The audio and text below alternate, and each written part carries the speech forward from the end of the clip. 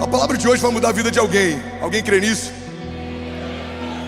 A gente está numa série poderosa, que eu já estou escrevendo o livro dessa série, porque é uma das séries que mais me impactou até hoje, falando sobre o poder da oração, o poder da fé, o poder da espera, o poder da resiliência, o poder das promessas. Eu quero falar sobre o poder do milagre nessa manhã. Alguém comigo? Milagres são poderosos. Ainda bem que eu vim, Jesus. Milagres são uma dinâmica criativa de Deus para envergonhar toda a dinâmica natural da terra.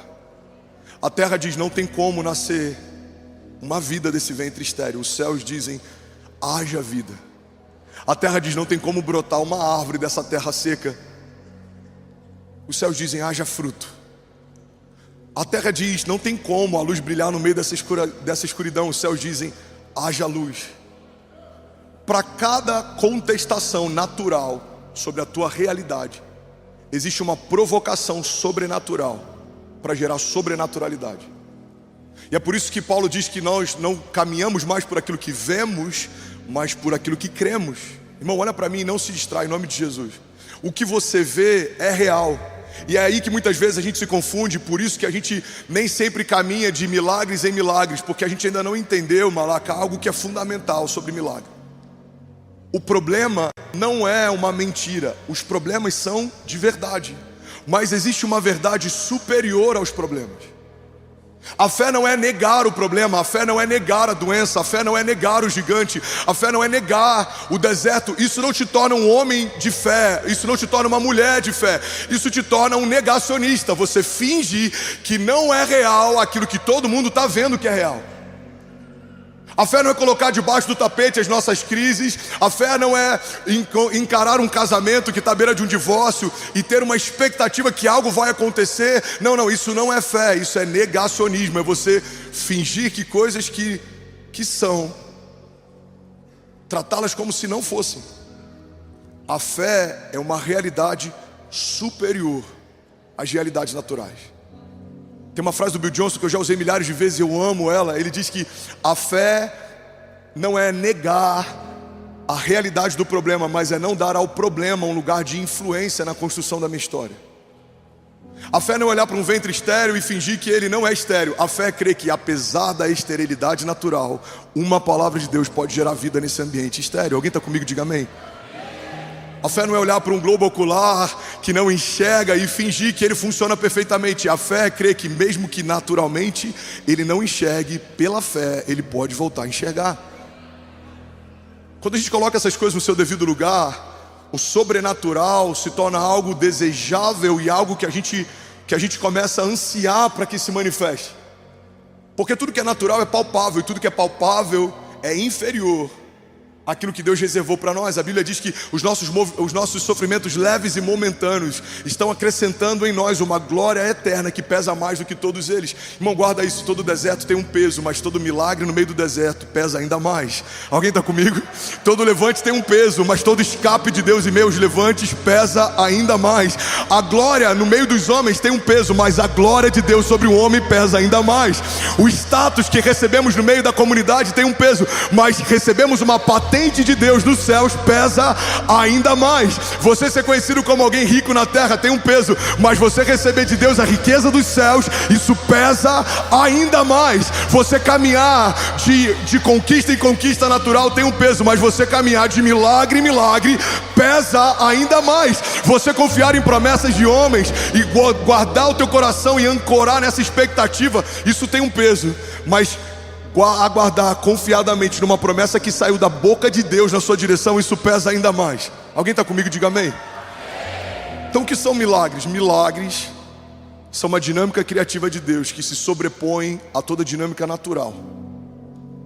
As células cancerígenas se multiplicam, os tumores existem, os problemas, as dívidas, os desertos, a falta, o medo, o luto.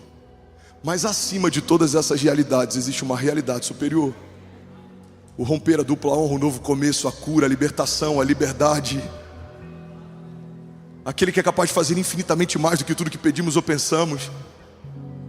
Então a igreja de Jesus precisa escolher se ela vai crer num Deus de milagres, mas vai continuar vivendo aquilo que poderia fazer sozinha, ou se ela vai crer num Deus de milagres e ela vai construir uma história que é completamente ancorada em milagres.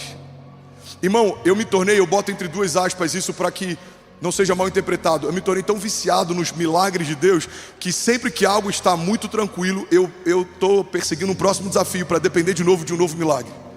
Alguns vão dizer, pastor, a igreja está grande. Não, eu acho que está pequena. Eu acho que grande seria um quarteirão inteiro. E se a gente chegasse nesse lugar, eu já pensaria qual que é o próximo quarteirão. Pastor, você acha que 2.000 pessoas batizadas nas águas é muito? Eu acho que é glorioso, é sobrenatural. Mas são 18 milhões de pessoas em São Paulo e nem todo mundo mergulhou nas águas e nasceu de novo. Eu acho que a gente precisa ter uma fé ainda maior. Pastor, você acha que uma virada de ano no estádio, tocando 52.000 pessoas, isso é grande? Eu acho que é grande, mas para Deus não é grande demais. Eu acho que todos os estádios de São Paulo locados para a igreja de Jesus durante as viradas de ano, simultaneamente proclamando o Rei da Glória, isso é poderoso, mas ainda não seria demais. Irmão, não há nada que você possa sonhar que seja maior do que a medida que Deus possa fazer. Alguém está comigo aqui? Diga amém. E eu estou falando de coisas materiais e palpáveis para a gente começar a falar sobre milagres, mas existem muitos tipos de milagres que vão além de conquistas, ou de tamanho, ou de velocidade. O maior milagre do Evangelho é um escravo se tornar filho. Não, eu vou falar de novo aqui, vou pegar isso aqui. O maior milagre do Evangelho é quando, além de libertos da escravidão, nos tornamos filhos de Deus. Você não foi adotado por qualquer um. Você se tornou filho de Deus. Você faz parte de um reino eterno. Você caminha debaixo de uma promessa. Você caminha debaixo da glória de Deus. Você vive de milagre em milagre, de romper em romper, de livramento em livramento, de conquista em conquista. Você está debaixo de uma unção que despedaça o jugo. Não há quem possa parar um homem debaixo de uma palavra de Deus.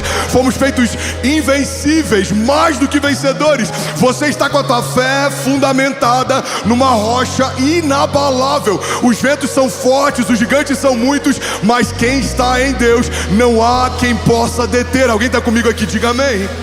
Olha o que diz a palavra de Deus em Salmos 37, 18. O Senhor cuida da vida dos íntegros, e a herança deles permanecerá para sempre.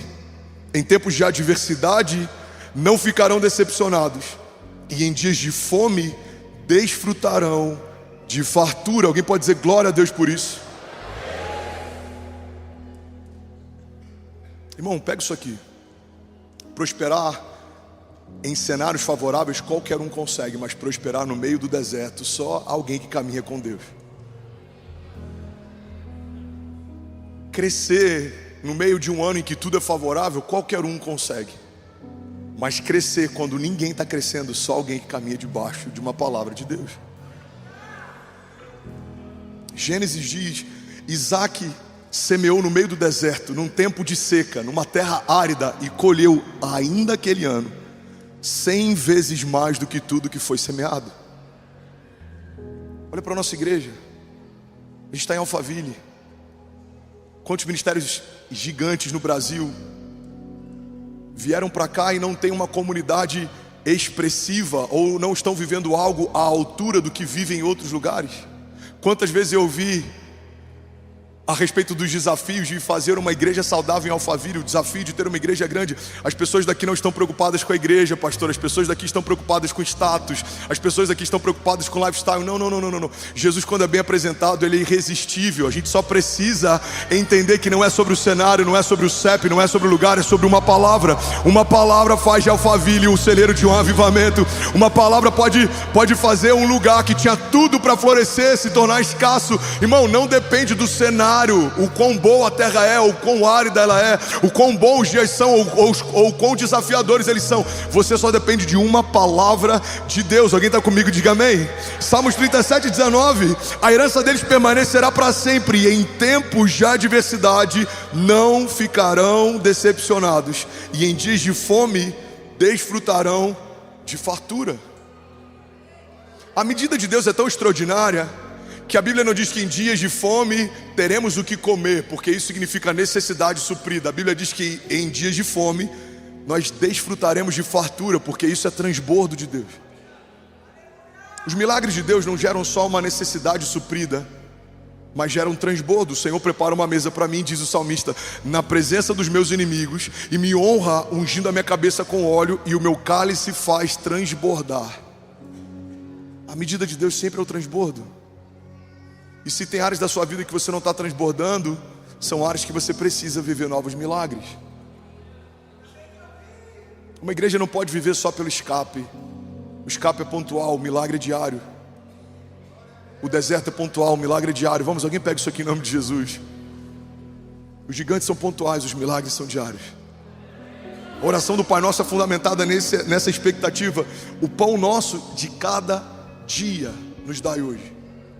O pão que cai do céu é diário. O livramento de Deus é diário. A provisão de Deus é diária. A riqueza de Deus é diária.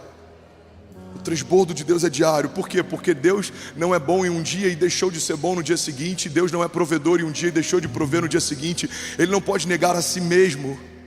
Um dos seus nomes é Jeová Jireh, o Deus da provisão. Um dos seus nomes é Jeová Rafa, o Deus que cura. Um dos seus nomes é Jeová Nissi, o Senhor é a nossa bandeira. Um dos seus nomes é El Shaddai, Ele é o Todo-Poderoso. Um dos seus nomes é Emanuel, Deus está conosco. Irmão, Ele é a resposta que você precisa. Ele transborda no lugar da tua falta. Aquilo que você não tem, escorre dele. Aquilo que você não sabe, escorre dele. Ele é o princípio da sabedoria. Ele é o princípio e o fim de todas as estações. Ele é o Pai da eternidade. Ele é o príncipe da paz. Ele é o maravilhoso conselheiro. Você está em dúvida? Busca nele e ele tem a palavra que você precisa. A Bíblia diz: clama a mim e responder-te-ei e anunciar-te-ei coisas grandes e insondáveis que não sabes. A Bíblia diz que aquele que bate, a porta se abre. Aquele que procura, encontrará.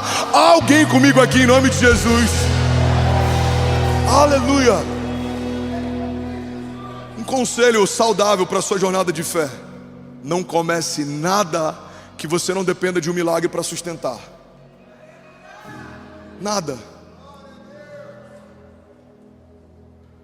E de verdade, com muito temor e sem falsa modéstia, eu posso dizer isso. Olha para a nossa igreja e você vai ver que isso não é uma pregação romantizando o Evangelho. Vivemos debaixo dessa verdade o tempo inteiro e dependendo de Deus para tudo. Não nos movemos a partir de um saldo, o saldo sempre é inferior ao tamanho da visão. Não nos movemos a partir de uma estratégia, aquilo que a gente faz estrategicamente não faria sentido. Não nos movemos debaixo de uma conjuntura natural, porque tudo que é natural fica com úlcera nervosa quando vê aquilo que a gente tem sonhado, se movido e como a gente tem feito. Irmão, não é sobre a visão de um homem, a estratégia de ninguém, não é sobre a gestão extraordinária de ninguém. É sobre uma palavra de Deus e sobre um povo que decidiu caminhar debaixo de dependência de Deus para tudo. Alguém está comigo? Diga amém. Quero que você guarde isso aqui. Depender de Deus não é imprudência, depender de Deus é dependência. A gente precisa entender que imprudência é se mover longe de Deus, tentando fazer na força do braço aquilo que sozinho eu não conseguiria. Mas dependência é se mover junto com Deus, debaixo de uma palavra de Deus, caminhando para um lugar que, se Deus não fizer, nada vai acontecer. Mas agindo Deus em nosso favor, não há quem possa impedir o seu agir. Alguém está comigo? Diga amém. O que é dependência? Dependência é gastar tempo escolhendo o nome do bebê, mesmo que o diagnóstico dos médicos seja esterilidade. Dependência é pegar o Google Maps e começar a tracejar lugares que Deus te disse que vão ser seus, mesmo que naturalmente não façam sentido. Dependência é gastar tempo pensando como vai ser a decoração da casa que eu ainda não tenho, mas Deus disse que vai me dar. Ou como vai ser a viagem em família que eu ainda não consegui pagar, mas Deus disse que vai me dar. É você tratar coisas que não são como se já fossem. Se a gente pudesse personificar, se a gente pudesse tornar palpável o que é dependência, o retrato de dependência, eu acho que uma das coisas que ajudaria a gente a entender o que é dependência é você acessar os meus murais do Pinterest. Porque se você olhasse cada coisa que eu estou projetando para coisas que ainda não existem, lugares que a gente ainda não tocou, mas pela fé coisas que eu creio que já aconteceram, você se assustaria. Irmão, guarda isso aqui em nome de Jesus. As suas orações, elas precisam ser tão perigosas e ousadas, e elas precisam estar sempre debaixo de tanta dependência, que se alguém ouvisse você orando em voz alta, se preocuparia com a tua sanidade. Se as suas orações são normais demais, eu tenho uma má notícia: talvez o que você chama de fé seja só otimismo. Porque se você não está usando a sua fé para algo impossível, o que você está usando não é fé. A fé se move a partir de impossibilidades. A fé trata coisas que não são como se já fossem. Então tudo que você aguarda, eu quero que você use essa métrica para você meditar nisso ao longo da tua semana. Pega tudo que você tem sonhado, projetado, desejado, esperado e pensa, se Deus não agisse, ainda assim seria possível? Se puder acontecer mesmo sem o agir de Deus, o que você está usando não é fé e o que você está aguardando não é milagre. Isso você poderia fazer sozinho. E sabe o que vai assustar muito de nós? Você perceber que talvez grande parte da sua lista ou toda ela poderia acontecer mesmo se Deus não intervisse. Pastor, isso é um problema? Para alguém que caminha debaixo de um Deus de milagres, isso é um problema fundamental. Você pode estar dizendo que crê em milagres, mas fazendo de tudo para não depender de um. Isso é difícil para a igreja. Isso é um problema para a igreja. Se tudo que você deseja viver poderia acontecer sem uma intervenção de Deus, talvez o tamanho dos seus sonhos tenham se diminuído para caber dentro daquilo que os seus braços conseguem fazer. Olha o que a Bíblia diz: maldito é um homem que confia em outro homem e faz dele a força do seu braço. Muitos usam essa passagem fora de contexto para dizer que a Bíblia nos ensina a não confiar em ninguém, mas não é isso que a Bíblia está dizendo. A Bíblia está dizendo que você não pode confiar em outra pessoa a ponto de tornar a força dele a sua expectativa. Ou seja, eu estou me garantindo em alguém. Tem um político que falou que se ele entrar, eu estou resolvido. Não, eu tenho um tio que falou que assim que eu terminar a faculdade eu estou contratado. Não, eu tenho um amigo que ele falou que assim que eu conseguir resolver isso, ele vai... Não, irmão, guarda isso aqui. Não ancore a tua expectativa em nada que é vulnerável, passageiro e falível. Tem muita gente ansiosa porque está ancorando a tua expectativa em algo que não tem ingerência, em algo que não tem firmeza. Billy Graham dizia que um dos motivos pelos quais andamos ansiosos é porque ancoramos a nossa expectativa em qualquer coisa que não seja Deus e os seus milagres. Quando você ancora a tua expectativa em algo que não seja o próprio Deus, você vive ansioso. Será que o mercado vai prosperar? Será que essa porta vai se abrir? Será que o contrato vai ser assinado? A gente está sempre preocupado com o será. Mas alguém que escolhe caminhar debaixo de dependência com Deus, ele já se alegra antes da porta se abrir, ele já se alegra antes do contrato ser assinado. Por quê? Porque tratamos coisas que não são como se já fosse. Alguém está comigo aqui? Diga amém. Irmão, a gente já olha no Google Maps alguns lugares no entorno da igreja. A minha preocupação já é como vai ser a logística do estacionamento. Como a gente vai fazer os pais que vão deixar o filho no Kids andarem tanto até o outro lado da esquina. Pastor, mas já é nosso? Ainda não, mas já é. Alguém está comigo? Ainda não, mas já é. Se eu te falasse que eu já tenho imaginado como seria se em algum momento a igreja precisasse de 2 estádios para fazer a virada de ano, qual seria o melhor segundo estádio? Seria Allianz e seria o Itaquerão? Seria Allianz e seria o Morumbi? Como que a gente faria simultaneamente? Como que a gente faz a programação? Irmão, você precisa caminhar debaixo de uma grandeza que não é sua, que você não consegue manter sozinho, que você não suportaria sozinho. Mas se Deus te chamou para caminhar debaixo dos planos dele, você precisa aumentar a tua expectativa. A Bíblia diz que olhos naturais não viram, ouvidos naturais não ouviram, não penetrou no coração do homem aquilo que Deus preparou para nós. Mas a Bíblia logo em seguida diz: mas ele já o revelou por meio do seu Espírito. Existe uma palavra de Deus liberada por Deus para você, que está no reino espiritual, e você precisa persegui-la. E no momento que você encontrá-la, você precisa aguardar até que se cumpra aquilo que Deus prometeu. Alguns vão dizer: você é louco, não faz sentido. Mas você está tão preocupado em viver a vontade de Deus que não tem mais espaço para a opinião e para a crítica dos outros. Irmão, alguém vai dizer: por que tão grande, por que tão rápido, por que agora? Você vai dizer: amigo, desculpa, eu estou preocupado demais em caminhar debaixo de uma palavra de Deus. Eu não tenho tempo para opiniões humanas. Neemias está construindo a primeira estratégia do inferno para tentar parar Neemias. Enviam mensageiros para distraí-lo. Neemias, querem conversar com você lá embaixo. A resposta de Neemias: eu estou ocupado demais com um projeto de Deus. Avisa que eu não posso descer. Os mensageiros voltam. E aí, o que Neemias disse? Ele disse que ele está ocupado demais, ele não pode descer. Não, tenta convencê-lo, vai lá de novo. Aí levam de novo mensageiros. Os mensageiros voltam com o mesmo convite. Neemias, vamos descer para trocar uma ideia? Para a obra rapidinho. Não precisa ser tão rápido. Eu acho que você está empolgado. Vamos conversar um pouco? Aí ele responde pela segunda vez a mesma resposta da primeira. Estou ocupado demais com algo que Deus me confiou. Irmão, cuidado para que as distrações não se tornem mais tóxicas na sua construção, na sua jornada de fé, do que as retaliações. Guarda isso aqui em nome de Jesus. Tem gente que está parando mais por causa de distração do que por causa de retaliação. Porque toda proposta que o inferno te faz parece muito com uma promessa que o céu te fez. Quando Jesus ele é tentado, a Bíblia diz que ele é tentado por 3 vezes no deserto. Ele acaba de ser batizado, o Espírito repousa sobre ele. Uma voz do céu diz que ele é meu filho amado em quem eu tenho o meu prazer. Ele está 40 dias jejuando, orando. Ou seja, ele está encharcado de unção, de santidade, de autoridade. Ele não tem espaço para nenhuma crise na sua identidade. O pai acabou de dizer, esse é o meu filho em quem eu tenho o meu prazer. O ministério de milagres dele ainda não começou. Ele ainda não estava performando em milagres, mas a identidade do filho já estava tão clara para ele, para o povo, que não havia espaço para dúvida. A primeira tentação de Satanás é: se você é o filho de Deus, dá uma ordem para que essas pedras se transformem em pão. Irmão, a primeira coisa que o inferno tenta fazer é colocar em dúvida algo que Jesus já sabe.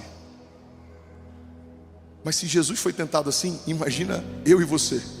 A primeira coisa que o inferno vai tentar fazer na tua segunda-feira é fazer você ter dúvidas sobre algo que você já sabe. Porque o inferno sabe que uma distração mata mais do que uma retaliação. As retaliações nos deixam atentos, as distrações nos fazem abaixar a guarda. Uma distração fez Davi, no período em que os reis iam para a guerra, permanecer no palácio, e isso trouxe uma mancha que nunca mais foi removida da sua casa e da sua família. Uma distração fez Sansão deitar no colo da mulher errada e se transformou num palhaço, mesmo tendo sido gerado por Deus para ser o libertador de um povo. Uma distração fez Noé ficar embriagado e a sua nudez exposta pelos seus filhos. Uma distração fez com que reinos fossem divididos. Uma distração fez com que profetas perdessem a unção de Deus. Uma distração fez com que Saul, se movendo pela vontade dos seus soldados e pelo medo dos seus guerreiros, fizesse algo que não havia sido ungido por Deus para fazer, e por conta disso foi retirado até o que ele já havia recebido. O reinado foi removido de Saul, porque ele fez o que não deveria ter feito. Uma distração fez Uzá tentar segurar a arca da aliança, e por conta do seu posicionamento com falta de reverência, ele foi fulminado instantaneamente. Uma distração fez tantos homens extraordinários de Deus não viverem o extraordinário de Deus. Talvez a nossa maior distração seja se mover por uma agenda natural, ao invés de se mover por uma agenda dos céus. Talvez o que para você parece zelo seja só falta de fé. Você é zeloso demais, prudente demais. Quem sabe você na verdade só não está confiando de menos. Irmão, guarda isso aqui em nome de Jesus. A fé significa não ter todas as perguntas respondidas e ainda assim se mover com convicção. A fé significa não ter o saldo que precisa, mas ainda assim projetar um futuro que foi falado por Deus. A fé significa tratar coisas que não são como se já fossem. A fé é uma dinâmica de antecipação. A fé significa, mesmo que os meus olhos não veem, eu creio, e porque eu creio sem ver, certamente os meus olhos verão. A fé significa você fazer projetos de futuro com Deus, mesmo sem ter o recurso de amanhã, porque ontem já foi te confiada uma palavra. Irmão, eu não tenho hoje, mas amanhã eu vou ter. Eu não sei como fazer hoje, mas amanhã eu vou saber. Eu não consigo acessar hoje, mas amanhã eu vou acessar. Por quê? Porque se Deus disse que vai acontecer no céu, já aconteceu. Alguém comigo aqui em nome de Jesus? Você pode celebrar Jesus no seu lugar. Vamos, se alguém está recebendo isso aqui, será que você pode fazer barulho? Aleluia. Romanos 1,17 diz assim: porque no Evangelho é revelada a justiça de Deus, uma justiça que do princípio ao fim é pela fé. Como está escrito: o justo viverá pela fé. Você pode declarar isso em nome de Jesus? Diga: eu e a minha casa viveremos pela fé. Muitas vezes, eu já falei sobre isso, mas pode ser novo para alguém. Alguém está recebendo algo de Deus aqui? Diga amém. Muitas vezes o entendimento desse texto faz a gente acreditar que viver pela fé significa sempre viver a partir de um livramento.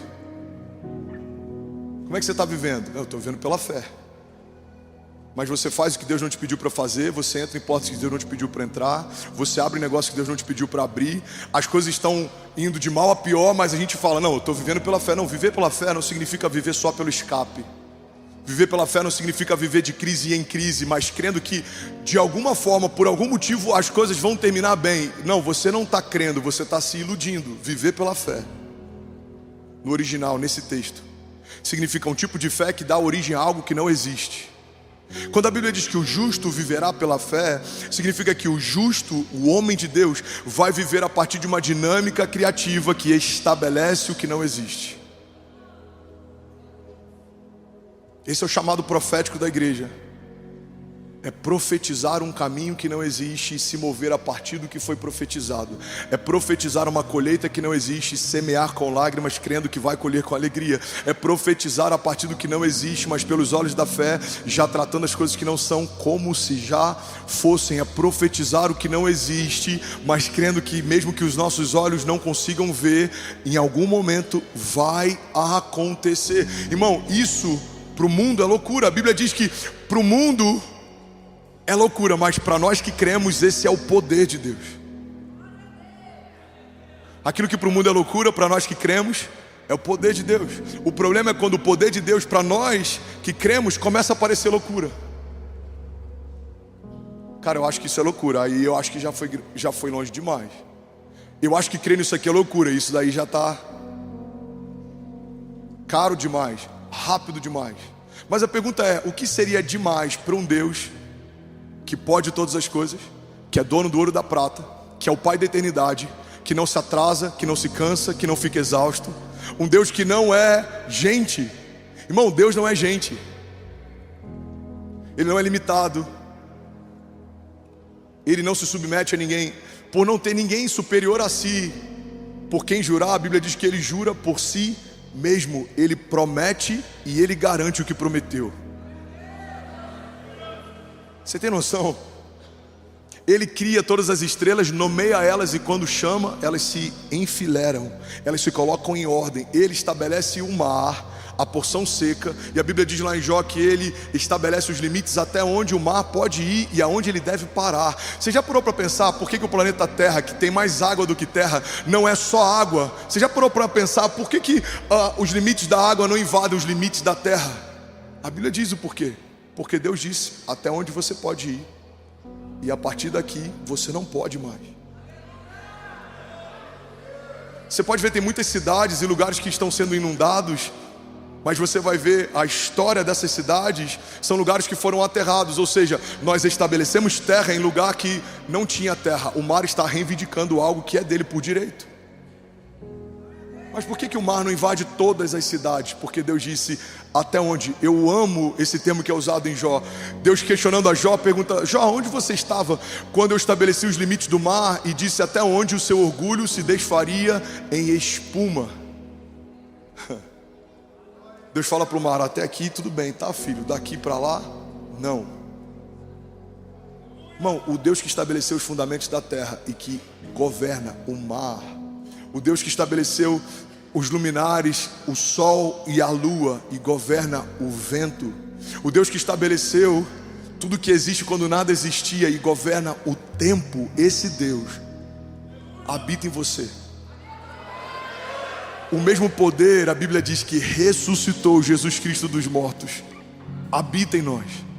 Então existe um poder criativo, existe um Deus eterno, existe um Deus provedor que habita dentro de você. Não faça planos do seu tamanho, quando o que habita em você é do tamanho de Deus. Não faça planos a partir do seu saldo Se você receber uma palavra, deixa eu só abrir esse parênteses para que ninguém seja inconsequente. Senão amanhã tem gente nas Casas Bahia fazendo crediário, falando que foi o pastor que mandou. Tem gente indo na concessionária financiando o carro, falando que foi uma palavra do pastor. Não, irmão, guarda isso. Uma palavra minha é falível, mas uma palavra de Deus não. Então se você tem uma palavra de Deus, não faça contas. Não depende do teu saldo, não depende da tua força. O Deus que te deu a palavra vai te dar o recurso. Alguém está comigo? Diga amém. O Deus que te deu a palavra vai te dar o acesso. O Deus que te deu a palavra vai te dar o caminho. O Deus que te deu a palavra vai te dar os meios. Porque quando uma palavra sai da boca de Deus, todo recurso que essa palavra precisa para se manifestar já foi liberada junto com a palavra que Deus te confiou. Quando Deus faz uma promessa, junto com a promessa vem o recurso, vem o acesso, vem os caminhos, vem tudo que você precisa para operar o milagre que te foi confiado. Então quando Deus fala, a Bíblia diz que não há quem possa impedir o seu agir. Por quê? Porque quando Deus profetiza algo sobre o seu futuro, no tempo de Deus, isso já é presente, já aconteceu. Alguém comigo aqui, diga amém. O que são milagres? Milagres são uma antecipação de um futuro profético. Se você pudesse passear na eternidade como ele passeia, você consegue imaginar uma mulher que já está com o filho nos braços, questionando num lugar secreto por que o filho não vem? Imagina o Deus que já está no tempo do seu milagre, vendo você questionando um milagre que para ele já aconteceu. A gente tem que gastar menos tempo questionando portas que não se abriram, profetizando para que elas se abram. Milagres que não chegaram e profetizando para que eles cheguem. Coisas que não aconteceram, a gente tem que gastar tempo profetizando que elas se manifestem. Você pode ver, irmão, 90% do que eu profetizo quando fecho os olhos no nosso momento de oração, de 2 anos para cá até hoje. Faz 2 dias atrás, a gente completou 2 anos aqui em Alphaville, dia 28 de agosto.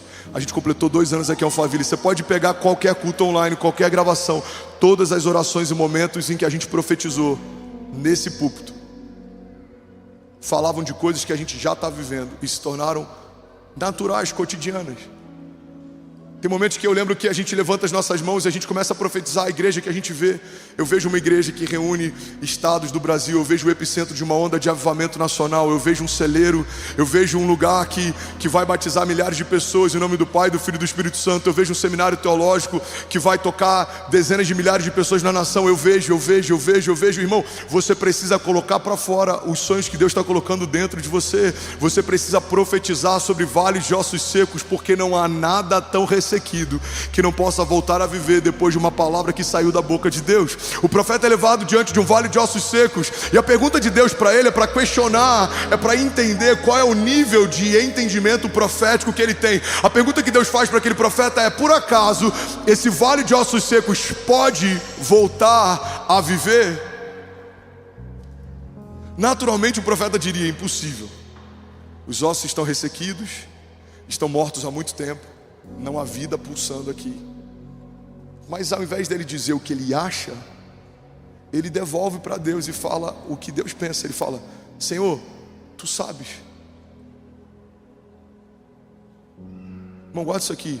Quando você estiver diante de um vale de ossos secos em alguma área da tua vida, não gasta tempo falando o que você pensa, gasta tempo perseguindo o que Deus acha. Porque às vezes a gente fica lançando sobre vales de ossos secos opiniões. Eu acho que esse casamento não tem mais jeito. Eu acho que essa empresa não tem mais jeito. Eu acho que o meu filho não tem mais jeito. Eu acho. Mas o profeta não falou o que ele pensava. O profeta questionou a Deus o que Deus pensava sobre. Profeta, esse vale de ossos secos pode voltar a viver? Senhor, tu sabes. Aí vem a ordem de Deus: então abre a tua boca e profetiza. Pela segunda vez ele tem a oportunidade de opinar. E pela segunda vez ele abre mão de opinar e declara o que ele ouviu de Deus. Ele diz assim, ó: vale de ossos secos, ouçam o que diz a voz do Senhor. E quando ele fala o que ele ouviu Deus falar, os ossos voltam a viver. Irmão, guarda isso aqui em nome de Jesus. Você precisa falar o que ouviu Deus falar. se você quer ver o que Deus prometeu para você. Tem coisas que Deus prometeu e elas estão aguardando uma voz de comando, mas você não vai falar o que você sente, porque fé não é o que se sente, fé é o que se sabe. Você vai falar o que ouviu de Deus. Você precisa profetizar sobre o teu casamento o que Deus falou sobre ele, não o que você sente sobre ele, porque se nós fôssemos profetizar sentimento, a gente ia acelerar o término de muitas coisas. A Bíblia não diz que quando a terra era sem forma e vazia, lá em Gênesis 1, Deus olhou para a escuridão e ele disse o que ele sentia. A Bíblia diz que Deus olhou para a escuridão e disse o que ele gostaria de ver. Ele diz, no meio de um cenário de escuridão, haja luz. No meio de um cenário em que nada existia, que haja vida e que se multiplique segundo a sua espécie. A dinâmica criativa de Deus para gerar novos milagres é não falar o que eu sinto, não falar o que eu penso, é falar o que eu quero ver. Você vai abrir a tua boca e vai profetizar, e aquilo que hoje é uma profecia, em algum momento vai se tornar realidade. E você vai caminhar de milagre em milagre, de glória em glória, de romper em romper. E você não vai conseguir viver de nenhum outro jeito, senão dependendo de uma palavra de Deus para tudo. Você vai se mover e as portas vão se abrir, não porque você é bom, mas porque a presença que você carrega abre portas por onde você caminha. Você vai se mover por vales de sombra e morte, e mesmo que haja vales de sombra da morte ao teu redor, você não vai temer mal nenhum, porque o Senhor está com você. Você vai caminhar e mesmo que os inimigos te cerquem, em algum momento o Senhor vai preparar uma mesa para você na presença dos seus inimigos, e Ele vai te honrar, Ele vai ungir a tua cabeça com óleo, e o seu cálice vai transbordar. Você vai semear em cenários em que mesmo que não haja possibilidade natural de nada acontecer, a Bíblia nos garante, se semearmos com lágrima, traremos com alegria uma nova colheita e os nossos feixes. Você vai se mover segundo aquilo que Deus fala e não segundo aquilo que você sente, porque a Bíblia diz que o coração do homem é enganoso, mas a mesma Bíblia também fala que todas as coisas podem passar, mas as palavras de Deus, elas não passarão. Alguém comigo aqui em nome de Jesus? Jesus. Alguém comigo aqui? Você pode celebrar Jesus no seu lugar. Aleluia. Alguém pronto para viver milagres? Hoje é um bom dia para viver milagres. Aleluia. Salmos 37:3. Confie no Senhor e faça o bem, assim você habitará na terra e desfrutará a segurança. Deleite-se no Senhor e Ele atenderá aos desejos do seu coração. Entregue o seu caminho ao Senhor, confie nele e Ele agirá. Alguém pode dizer glória a Deus por isso? 2 Coríntios 4,16, eu amo esse texto, diz assim: por isso nunca desistimos. Ainda que o nosso exterior esteja morrendo, o nosso interior está sendo renovado dia após dia.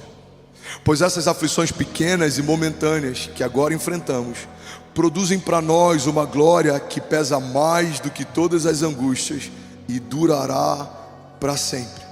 Portanto, não olhamos para aquilo que agora podemos ver, mas ao invés disso, fixamos o nosso olhar naquilo que não se pode ver.